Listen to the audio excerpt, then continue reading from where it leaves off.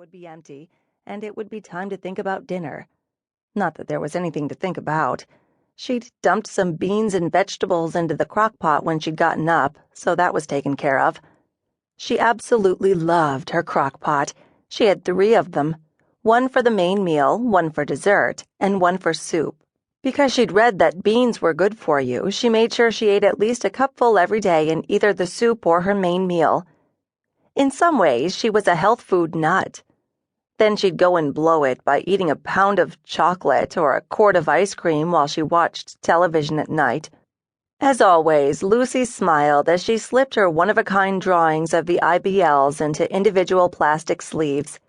Her agent was going to go over the moon with these. She dusted her hands dramatically. 6 new greeting cards for Christmas. Check. 12 drawings for next year's calendar. Check. 3 months of the cartoon strip. Check. Book proposal. Check. A whole year's worth of work condensed into one FedEx package. She should celebrate. Like that was going to happen. One last thing to do before heading up to the big house. The ugly big house. The hateful big house. The house in which she had grown up and the house that she hated with a passion. That house. Lucy clicked on her computer, brought up the FedEx website, and arranged for a pickup the following morning. She had had a special box built outside her studio by her mailbox where she left her packages for pickup so she wouldn't be disturbed while she was working. She looked around. Good to go.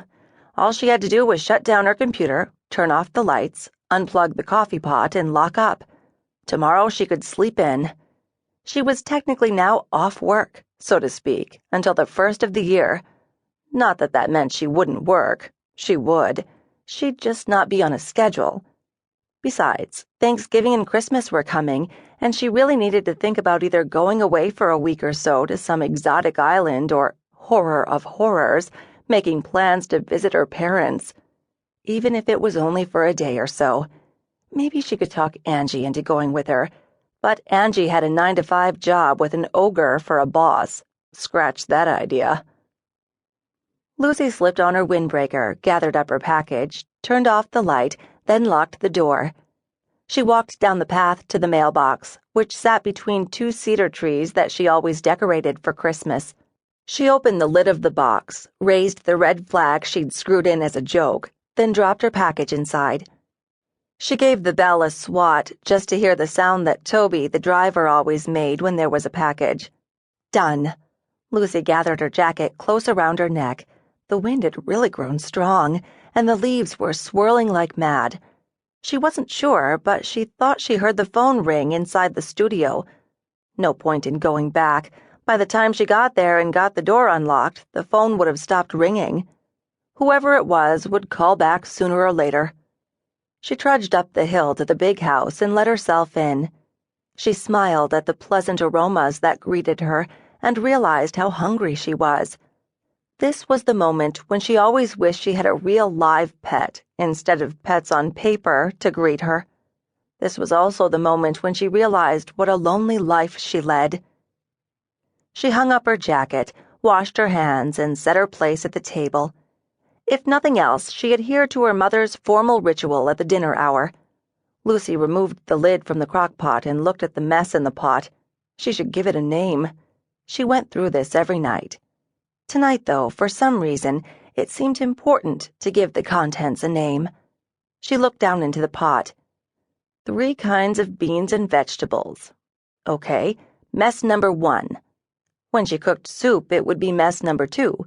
And when she made dessert, it would be mess number 3. Done.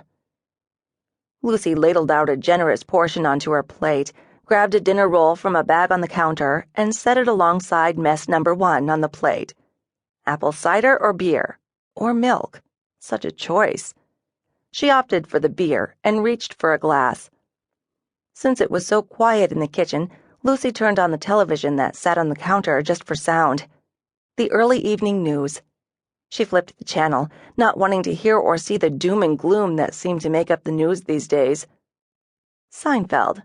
Well, that was as good as anything else, even though she'd seen just about every episode at least a dozen times.